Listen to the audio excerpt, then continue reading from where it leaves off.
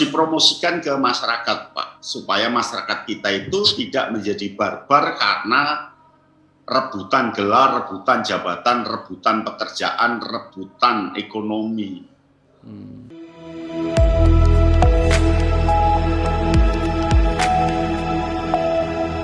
Manusia pertama di Jawa itu loh sudah merdeka belajar.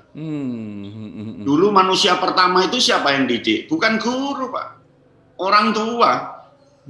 Kan nggak ada guru, nggak ada sekolah. Orang tua. Lalu orang tua kan mencari makan. Maka anaknya diajak mencari makan. Iya kan? Diajaklah bajak sawah, diajak ngarit, diajak ke gunung. Lewat pembiasaan jadilah dia orang. Orang yang nanti ganti didik anaknya dengan bahagia. Itu merdeka belajar banget, Pak. Iya. Jadi nggak Ki Hajar Dewantoro menjadi patokan ya. Sebelum itu, jauh sebelum itu ya. Jauh sebelum itu, Pak. Tapi pada akhirnya yang terjadi adalah kok lama sekali kita itu mencapai posisi-posisi yang setaraf dengan negara-negara yang baru merdeka. Kayak seperti Vietnam, kayak seperti mana yang lain itu. Kita disalib itu. Apa memang budaya ini menjadi penghalang, Prof? Bukan karena leveling penalaran saja, Pak.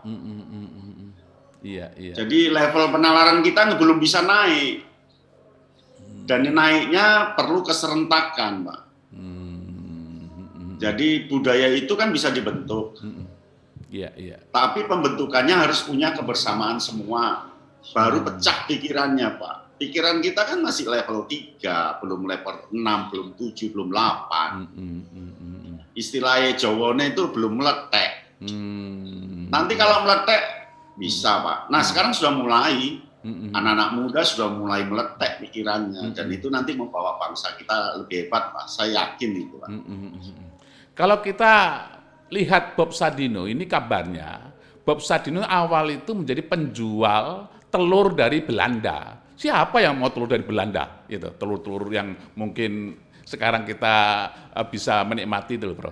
Nah, awalnya kan dari situ itu. Satu kampung itu nggak ada yang beli. Telur apa? Telur yang ada telur Jawa. Iya dah. Ya, ndoke pitik Jawa. Nah, tapi kegigihannya yang luar biasa itu barangkali yang menjadi modal untuk membuat dia berhasil dalam hal-hal bisnis ya. Maksud saya begini, Prof. Menurut Prof memang dengan budaya yang ada ini, dengan kondisi negara yang ada ini, kira-kira apa yang bisa jenengan sampaikan kepada orang tua agar anak-anaknya nanti itu bisa berhasil? Buka keran, Mak. Buka keran. Orang tua tidak mendikte anaknya karena anakmu bukan milikmu. Ya kan? Anakmu bukan milikmu, milik siapa? Milik Gusti Allah. Yang dia bisa berkembang, perkembangannya beda dengan kita. Begitu. Yang penting anakmu itu, anak-anak kita itu berjalan sesuai dengan norma kehidupan yang bagus, tidak melanggar norma, bagus dengan orang, bahagia dirinya. Makanya Bob Sadino kan mengatakan, mau bisnis nggak ada ilmunya, mau hebat nggak ada ilmunya. Terus apa, Bob? Lakukan, experience-kan. Dengan experience itu, dengan melakukan, nanti banyak ilmu di sana. Gitu loh, Pak. Iya.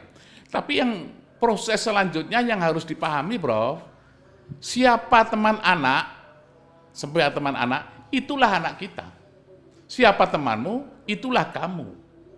Nah, saat ini yang terjadi, kalau kita lihat malam-malam atau bahkan malam minggu itu, anak-anak sering begadang, Prof. Sering jalan ke sana kemari. Ini gimana, Prof? Kalau nggak ada pengarahan-pengarahan yang disiplin, yang ketat seperti yang saya ceritakan keluarga-keluarga, ya profesor tadi itu, atau dokter. Begadang nggak apa-apa, Pak. Biarkan begadang. Wong malam minggu. Yang penting kan begadangnya itu positif. Dan yakin saya, Pak, di begadangnya itu dia diskusi itu, Pak. mendiskusikan online, mendiskusikan format, mendiskusikan install, mendiskusikan apa. Begitu. Yang penting tidak dimasuki oleh pengaruh negatif. Dan yang paling penting anak kita justru kuat untuk menahan pengaruh negatif itu dari dalam diri dia. Nah, maka biarkan saja begadang, nggak apa-apa, memang masanya. Nanti kalau udah menikah kan sudah habis begadangnya, kerja serius. Ada yang perlu saya tanyakan, supaya anak nanti itu tahan dengan pengaruh luar, kata itu kan. Ini Ya. bagaimana keluarga atau pendidik itu bisa membuat anak bisa tahan begitu, Prof? Ya itu tadi Pak, dibiasakan merdeka belajar. Ketika kita selalu melarang anak, selalu mencegati itu nggak bagus, anak nggak akan pernah jadi diri dia sendiri. Tapi ketika anak punya inisiatif, oke, saya setuju asalkan begini, oke, saya setuju asalkan begini. Itu dia jadi diri dia sendiri. Contohnya Pak Mutarom ya, anak saya waktu SMP, dia ngomong ke saya, Pak, saya pingin kemah yang bebas. Nggak seperti di pramuka ada aturannya. Saya mau kemah sama anak kampung bebas pokoknya, sebebas-bebasnya. Boleh Pak? Boleh. Betul loh Pak? Iya. Anak sama laki-laki? Laki-laki. Iya, oke. Diantarkanlah oleh orang kampung. Saya ke Sanggar Pramuka. Nak, Rek, kamu berangkat ke Pajat. Ya, 4 orang, ini sangunya. Nanti pura-pura ketemu dengan grupnya ini, kemudian arahkan buat jadwal ini. Siap, berangkat. Pulang-pulang anak saya lapor, Pak, saya ketemu anak buah Papa. Enak Pak, ternyata saya diajak ini Pak, enak. Padahal itu memang by skenario. Iya, boleh. Ya kan? Nah, saya sampai sekarang nggak ngomong ke anak saya skenariokan. Tapi anak-anak ini, anak-anak pramuka tahu betul dia, oh cara didik Pak Yatno itu seperti itu, biarkan tapi tidak dibiarkan Pak. Iya. Biarkan tapi tidak dibiarkan. Apa nah itu? Anak itu berangkat Pak dengan orang kampung Pak, diantarkan mobilnya bapak kampung itu. Tapi bapak-bapak sudah tahu saya punya cara mendidik tersendiri dan mereka senang dengan cara mendidik saya. Nah, terus yang kedua Pak, waktu jambore di Jombang, dia masih SMP. Pak, saya ingin ikut jambore cabang, tapi nggak jadi peserta. Pokok ingin kemahnya di situ, boleh nggak? Boleh. Lalu dia kemah di halaman parkir, Pak. Satpam saya beritahu, biarkan kemah di situ. Nanti malam kita usir, pindah ke tempat lain. Loh kok gitu, Pak? Ya, ngajari kerjasama, ngajari dadak pindah, supaya mengeluhnya keluar. Begitu malam, suruh pindah sama Satpam, Pak. Tapi saya ngilang, Pak. Satpamnya yang negur, Mas, ini nggak boleh kemah di sini untuk parkir, pindah ke sana. Di tempat yang seram, tak biarin Pak. Ternyata dia berkemah, ada kerjasamanya, gotong royongnya, ininya. Nah, mengapa seperti itu? Saya ingin memunculkan inisiatif anak Pak. Saya ingin memunculkan spontanitas kerjasama. Saya ingin memunculkan kreasi dia ketika di tempat yang gelap di luar bumi perkemahan. Ternyata terjadi Pak. Jadi potensi dia malah lebih bagus daripada potensi yang kita suruh. Nah dari situlah Pak, nanti maksudnya Pak ya, nanti kita tahu. Oke, luar biasa. Saya sempat teringat aja, sampai lama-lama kayak almarhum Gus Dur itu. Enggak lah. Enggak, saya 3 bulan bersama beliaunya di Sydney sana itu. Ya kalau Gus Dur kan sama experience learning, ya jar. Enggak, sama itu, kayak begitu itu. Jadi selama 3 bulan di Sydney sana, kemudian saya pulang duluan kan, saya ngomong sama Gus Dur. Gus, saya mau pulang duluan Gus. Kira-kira saya bisa melakukan apa Gus? Jawabannya apa? Enggak ada. Itu 3 kali saya begitu ngomong sama Gus Dur itu 3 kali. Ya. Saya besok itu juga ke Jepang, Rom. Setelah itu ke Cina. Setelah itu baru ke Israel. Loh Gus, kok ke Israel? Iya. Nggak tahu itu. Saya dijadikan pimpinan agama sedunia. Wah, nggak tahu orang-orang itu gimana. Kayaknya seperti itu. Terus pada akhirnya apa 3 kali? Saya minta juga ijazah itu. Gus, saya sungguh besok mau pulang Gus ini. Apa yang saya lakukan? Nggak ada. Pencerahan, Rom. Pencerahan, enlightenment. Kamu kan sudah dosen. Saya pikir ya teruskan saja itu pendidikan. Itu pesan yang terakhir. Ya. Bagi saya. Nah, Mantap. itu mirip dengan apa yang jenengan lakukan dalam mendidik anak. Saya teringat juga dalam percakapan itu adalah nggak ada itu anak yai menjadi kiai terus diajar sendiri, nggak ada. Melalui kiai-kiai lain. Apa hampir sama ini, Pak? Gimana? Iya, betul, Pak. Itulah prinsip experience, Pak. Tetapi kita experience itu harus butuh guru, Pak, butuh pendamping yang memang mahir.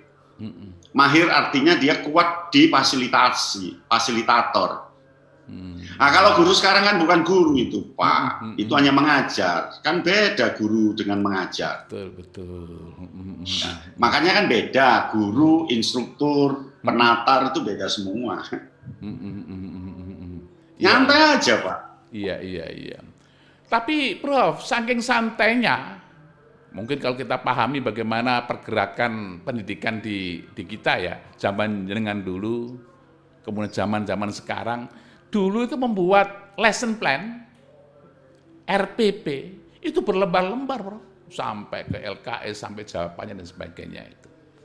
Tapi sekarang ini lebih sederhana sekali. Katanya cuma 1 lembar, itu gimana, Prof itu? Apa bisa mencakup semuanya? Nggak apa-apa, Pak. Karena RPP itu kan bukan tujuan, Pak. Nggak apa-apa. Kan bukan tujuan. Gitu ya. Iya kan? RPP. Yang penting kan tujuan pembelajaran tercapai. Lalu ketercapaian tujuan pembelajaran bisa dipertanggungjawabkan. Titik mula pertanggungjawaban itu kan dari perencanaan. Yang penting dia sudah tahu perencanaannya dan ada perencanaannya, selesai, Pak. Kita ini kan kehabisan di kekhawatiran, kehabisan di awal. Energi kita itu habis di awal, Pak. Tidak habis di proses, tidak habis di tujuan. Gitu loh, Pak. Iya. Tapi kalau cuma proses yang kita lakukan, sementara tidak ada target-target dalam menyelesaikan materi, Prof. Nah, tentu bagaimana kalau leha-leha merdeka, kemudian katakan leha-leha sementara tujuannya belum selesai, itu bisa dimarahi oleh kepala sekolah, dimarahi oleh dinas setempat, karena apa? Asesmennya nggak berhasil. Nah, itu karena kepala sekolahnya yang belum terbuka pikirannya, kepala dinas belum terbuka pikirannya. Begitu aja, Pak. Yang penting tujuan tercapai. Tujuannya apa? Membedakan ya. Terakhir siswa dapat membedakan dan dia bisa ngerjakan soal. Begitu, Pak. Saya udah uji coba, Pak Mutarom. Selama nggak ketemu Pak Mutarom tuh saya di pedalaman. Di mana? Iya. Luar biasa. Memakai metode merdeka, nggak ada teorinya metodenya itu. Iya. Di sebuah SMA di pedalaman, itu sekolah baru, lulus pertama nggak lulus semua, Pak Muntaro. Wah. Ironi nih. Lalu ujian tahun kedua 80 murid, yang lulus hanya 6. Loh. Lalu manggil saya kampus itu. Ditugasi saya karena pramuka bisa belusukan di hutan. Betul. Iya. Nah, memakai cara itu ternyata bisa, Pak. Begitu saya sentuh, setahun lulus semua ujian nasional. Loh, kok bisa, Prof? Kuncinya gimana itu? Iya. Kaget saya. Tahun kedua rata-rata 7. Iya. Tahun ketiga 50 orang masuk perguruan tinggi negeri. Wow. Iya. Padahal anaknya anak pedalaman, baca aja susah, Pak. Ternyata bisa. Sampai teman saya, mitra saya Pak Dr. Juli itu kaget, Pak Yatno ini memang metodenya ini sudah metode yang nggak bisa diteorikan tapi sukses. Gitu. Ya. Apa yang sampai lakukan di situ, Bro? Yang sampai Banyak, lakukan? Pak. Contohnya saja. Pertama datang, Pak, saya tidak ke penginapan karena sore jam 4. Saya langsung ke rumah penduduk, Pak. Iya. Sekolah ini kira-kira penduduk mana yang paling banyak? Oh, Dayak Miau Baru. Saya ke desa Miau Baru, Pak. Ternyata desa itu sangat rapi, hewannya, babinya di seberang sungai, Pak. Nah, saya apa ya yang bisa saya bawa ke sekolah? Saya masuk ke kuburannya, penuh dengan kalau laki-laki itu harimau dari papan gitu dilukis, dipasang di situ. Kalau perempuan burung rangon dipasang. Jadi kuburan itu kayak pasar malam itu. Gitu ya kuburannya itu ya. Lalu mau saya ambil lukisan itu, nanti saya dimarahi penduduk. Ya. Saya ambil batunya, Pak. Batu kerikilnya khas hitam itu. Gitu ya. Saya ambil, Pak. Saya masukkan saku. Katanya Dr. Juli, gaya apa? Jimat ya? Iya, jimat. Iya, terus? Begitu besoknya ketemu murid, kepala sekolah bilang gini, Pak, murid-murid nggak mau maju, Pak. Kan 2 kelas dibuka tengah itu. Dia berdiri di belakang semua, Pak, kelas 12-nya. Nggak apa-apa, Pak Asmadi. Ini orang Dayak. Taruhan, Pak, 10 menit dia sudah maju, Pak. Pertama masuk, saya nunjukkan batu, Pak. Batu di kuburan. Ini kan nih. Lihat, Pak, maju sih ya, Pak, semua, Pak. Iya. Setelah itu saya main sulap, Pak. Anak SMA kan suka sulap. Main sulap. 10 menit duduk depan semua, Pak. Rebutan, baru saya ngomong. Nah, ternyata kunci kepandian itu tidak di pelajaran, tapi di motivasi diri, Pak. Ketika anak sudah motivasi dirinya besar, pelajaran model apa bisa dikuasai, Pak. Iya. Itu kalau cerita bisa seminggu, Pak. Nanti tak ajak apa saya akan berbagilah pada teman-teman. Betul, penting sekali, Prof, itu. Sungguh itu. Iya. Wah, karena apa? Orang yang punya lembaga pendidikan itu butuh itu, Pak. Bagaimana meningkatkan hubungan, bagaimana meningkatkan motivasi, nggak cuma siswanya tapi keluarga-keluarga, itu perlu dimotivasi itu. Apalagi masa-masa pandemi begini. Iya toh? Kira-kira bagaimana? Kiat-kiat andai ya, dengan ngajar terus punya masa orang-orang tua dan kondisi saat ini adalah pandemi. Apa yang jangan lakukan? Ya setuju, Pak. Ya saya lakukan. Ya mahasiswa saya lah akan kenal tipikal saya memberikan perkuliahan. Gitu. Iya. Nah tentu memang kita perlu kolaborasi nanti buka kelas untuk orang tua, Pak. Buka kelas untuk betul. Begitu. Iya. Apa orang tua itu dikasih kursus bahasa Inggris gitu? Boleh. Atau bagaimana, Bro? Bagaimana itu kan? Biar agak jelas saya itu. Ya diberi kursus mengenali anak, Pak. Mengenali anak ya. Contoh kecil ya, Pak ya. Ya. Anak yang rambutnya ini, betul. Pendek, ya kan? Ya. Tidak lebar kayak pendek. Ya, oke. Itu anak yang suka bekerja, Pak. Kalau sekolah pasti, Pak, saya disuruh apapun mau, Pak. Yang penting nggak garap PR, Pak. Iya. Satu aja. Iya. Oke. Anak yang alisnya gato. Betul. Iya. Itu anak saklek, Pak. Harus ada cara menanganinya sendiri. Itu, Pak. Wah, rupanya orang tua itu harus juga mengenali anak yang terkait dengan... Iya. Dan saya pikir orang tua justru kenal dengan anaknya, tapi kan kadang tidak tahu dengan kekenalannya itu berdampak apa, itu tidak tahu, Pak. Nah, itu yang kita ajari untuk ke orang tua. iya. Pak, apakah itu ilmu klenik, Pak? Enggak, ini ilmu prototip, Pak. Iya, ilmu prototip ya. Nah, ini yang saya terapkan kalau prototip siswanya Prototip, kita ya. kenali ya, gampang, Pak. Ya. Nah, gitulah. Karena hubungannya dengan motivasi tadi kan? Iya tak? Ya. Iya, motivasi tadi itu. Ya, luar biasa Pak. Kira-kira gini Pak, jadi ini kan terpuruk suasana itu. Menurut saya adalah ini tantangan bagi pendidikan kita. Gitu. Ya.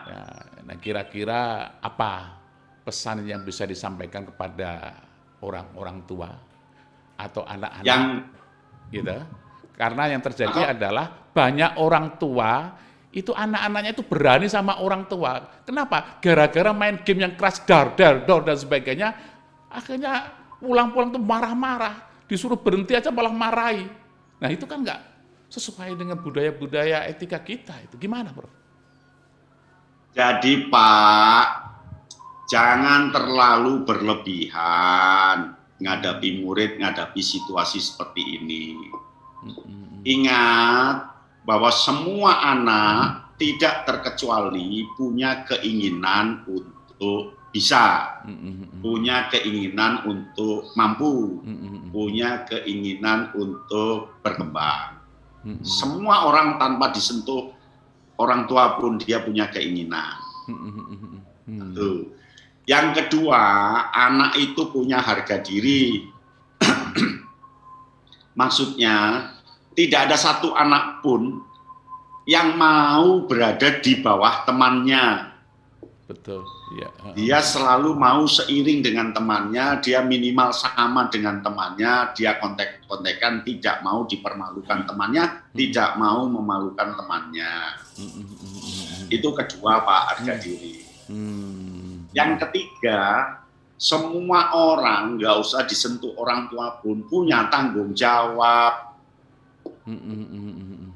Gitu. Iya. Tanggung jawab. Nah, tanggung jawab ini ada penanggung jawabnya. Siapa penanggung jawabnya? Gurunya. Sehingga anak itu pasti takut dimarahi oleh gurunya. Takut tidak berkenan dari gurunya. Iya. Betul. Oleh karena itu, nggak usah terlalu harus ini. Nanti kamu nggak usah Pak. Yang penting fasilitasinya itu benar. Iya. Nanti maksudnya Pak? Iya. Bagaimana itu fasilitas yang benar? Contoh, mau memfasilitasi anak saya sekarang belajar di titik apa? Oh, anak saya sekarang belajar sungai.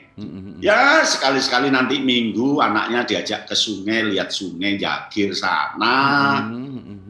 Terus pura-pura kita nggak ngajarin. Ini yang salah ya, yang dampinginya. Ini loh Le, sungai Le. Ini loh, Dok, sungai seperti pelajaranmu, nggak boleh. Dok, sungai ini ternyata sungai buatan. Nanti dia ngomong, iya Pak, seperti yang saya pelajari itu begini, gitu. Iya. Jadi memfasilitasinya itu aja, tenang saja. Yang penting nggak usah gumunan, nggak usah bingungan, mengalir saja. Karena dalam diri anak itu sudah punya 3 tadi, Pak. 1 keinginan, 2 harga diri, yang ketiga tanggung jawab. Itu aja, Pak. Iya. Sehingga nggak usah ngoyo berarti kan? Iya, yang ngoyo tapi jangan ditampakkan. Ngerti maksudnya, Pak? Iya, gimana? Ilmu kuno yo ngono ning ojo ngono. Gimana? Istilah Jawa itu kan pakai peribahasa. Tidak ingin tapi sebenarnya ingin. Tidak mau tapi sebenarnya mau, kan gitu Pak. Iya. Namanya fasilitator. Nah sekarang ini banyak guru yang tidak bisa jadi fasilitator dan banyak orang tua yang tidak bisa jadi fasilitator. Betul. Karena dia merasa bahwa orang tua itu harus rezim ke anak, otoriter ke anak. Itu otoriter turun-temurun, Pak. Turun-temurun, ya itu kan gitu. Coba dihitung, Pak, berapa kali orang tua bentak muridnya, anaknya, Pak? Nah, terus bandingkan anak itu bentak ke orang tua berapa kali? Iya, iya. Betul. Karena memang suka membentak begitu, anaknya 2 kali lebih banyak bentak juga. Iya. Oke, gitu ya. Oke, sehingga itu kesimpulan yang bisa saya garis bawahi adalah pada para audiens orang tua, memang kebebasan merdeka belajar ini adalah kita melakukan sesuatu yang memang ya fasilitasi anak. Itu yang paling kunci yang mungkin harus kita lakukan. Artinya apa? Kita jangan gurui. Ya, beri kebebasan untuk melakukan sesuatu. Tentu arahnya adalah kalau di sekolah, maka yang terjadi adalah guru memang harus inovatif. Nah, karena inovatif itu akan terjadi fasilitas-fasilitas yang lain yang menggairahkan pembelajaran yang ada sehingga anak yang masuk atau yang diajari itu kepingin tahu terus apa cerita selanjutnya.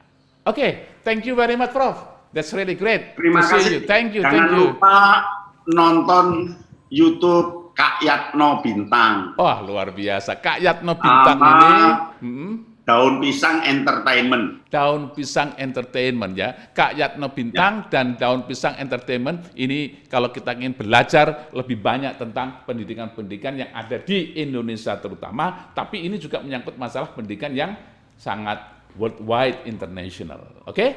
Thank you. Thank you very much. Thank you. Wassalamualaikum warahmatullahi wabarakatuh. Bye-bye. Waalaikumsalam warahmatullahi wabarakatuh.